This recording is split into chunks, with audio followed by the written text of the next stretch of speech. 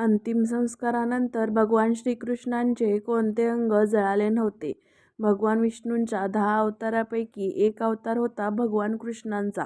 असं मानलं जाते की भगवान श्रीकृष्ण भगवान विष्णूंचा पूर्ण अवतार होते आणि पृथ्वीवर अधर्माचा नाश करण्यासाठी प्रकट झाले होते. तुम्हाला माहीत आहे का भगवान श्रीकृष्णांचा मृत्यू कसा झाला होता आणि कोणी त्यांच्यावर अंत्यसंस्कार केले होते? आणि अंतिम संस्कारामध्ये भगवान श्रीकृष्णांचं कोणतं अंग असं होतं जे जळालं नव्हतं आणि आज सुद्धा ते पृथ्वीवर आहे? भगवान श्रीकृष्ण ज्यांनी हत्यार न उचलता महाभारताच्या परिणामांना पांडवांच्या बाजूने केले होते, ज्यांनी कुरुक्षेत्र भूमीमध्ये अर्जुनाला भगवद्गीतेचा उपदेश दिला होता. कलियुगामध्ये त्याला वाचल्यानंतरच माणसाचा उद्धार शक्य आहे. महाभारत युद्धामध्ये धृतराष्ट्र आणि गांधारीचे दुर्योधनासहित 100 मुलं लढता लढता मरण पावले होते आणि कौरव वंशाचा नाश झाला होता. युद्ध संपल्यानंतर गांधारी त्यांच्या 100 मृत्यू पावलेल्या मुलांना पाहून विलाप करत होती. भगवान श्रीकृष्ण त्या दुःखाच्या वेळी गांधारीच्या समोर गेले. गांधारी श्रीकृष्णांना पाहून खूप क्रोधित झाली आणि म्हणाली की माझ्या मुलांच्या मृत्यूचे कारण तुम्हीच आहात. जर तुमची इच्छा असती तर हे युद्ध टळले असते, पण तुम्ही असे केले नाही. तुमच्या या कामाला मी कधीही माफ करणार नाही.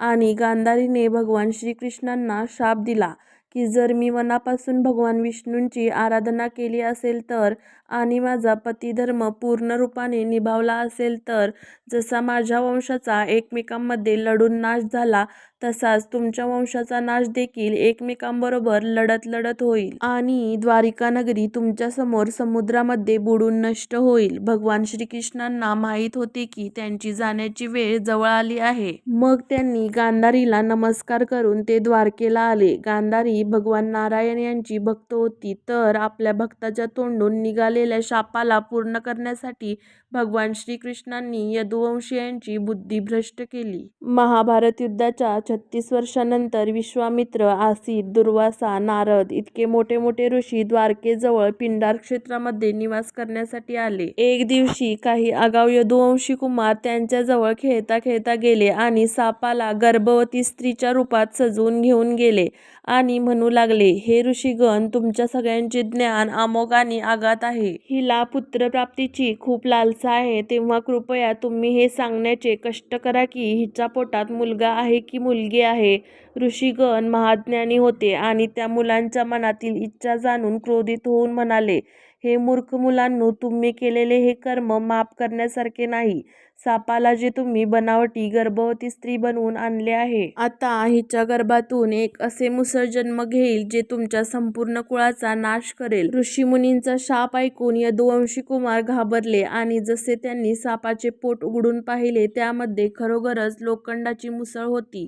हे पाहून सगळे कुमार पस्तावले आणि मुसळ घेऊन राजा उग्रसेन समोर नेऊन ठेवली आणि घडलेली सगळी हकीकत सांगितली. त्यांचे चेहरे फिके पडले होते आणि सभेमध्ये उपस्थित असलेले सगळे लोक घाबरलेले होते, कारण त्यांना माहीत होते ब्राह्मणांनी दिलेला शाप कधीही खाली जात नाही. राजा उग्रसेननी त्या मुसळाचा चुराचुरा केला आणि तो चुरा आणि उरलेल्या तुकड्यांना समुद्रामध्ये फेकून दिले. लोखंडाच्या तुकड्यांना एका माशाने खाल्ले. चुरा लाटांबरोबर वाहत येऊन समुद्रकिनारी आला आणि त्यापासून गवत उगवले. एका मासे पकडणाऱ्याने त्या माशाला पकडले. त्याच्या पोटामध्ये लोखंडाचा तुकडा होता. जेव्हा त्याला तो लोखंडाचा तुकडा मिळाला त्याने त्याला आपल्या बाणाच्या समोर लावले. तिकडे भगवान श्रीकृष्णांनी यादववंशीचा नाश करण्याच्या हेतूने त्यांची बुद्धी भ्रष्ट केली आणि त्यांनी मॅरिक नावाच्या मदिरेचे सेवन केले. त्यामुळे यदुवंशीयांची बुद्धी भ्रष्ट झाली आणि ते एकमेकांबरोबरच लढू लागले.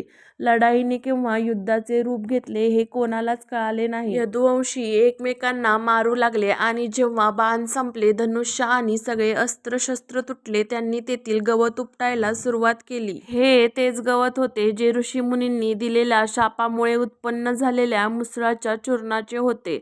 गवत या यदुवंशींच्या हातामध्ये आल्याबरोबर ते वज्रासमान कठोर हत्यार बनले. यदुवंशींनी त्याच गवताने एकमेकांचा नाश केला. हे पाहून बलरामाने समुद्र तटावरच ध्यान लावले आणि त्यांच्या मानवी शरीराचा त्याग केला.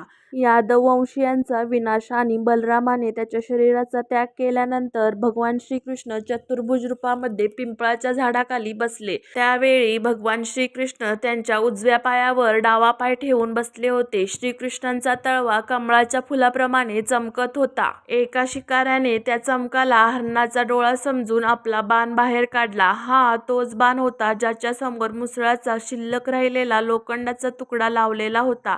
शिकाऱ्याने बाण चालवला आणि तो भगवान श्रीकृष्णांच्या पायाला जाऊन लागला. जेव्हा त्याने पाहिले की त्याचा बाण चतुर्भुज श्रीकृष्णांच्या पायाला लागला तेव्हा तो विलाप करू लागला आणि भगवान श्रीकृष्णांना म्हणाला, हे प्रभू, मी खूप मोठा पापी आहे. मी निर्दोष हरिणांना मारणारा दुष्ट आहे. कृपया तुम्ही मला आत्ताच तुमच्या हाताने मारून टाका, म्हणजे मी कधीही कोणाचाही जीव घेणार नाही. असे बोलून तो खूप रडू लागला.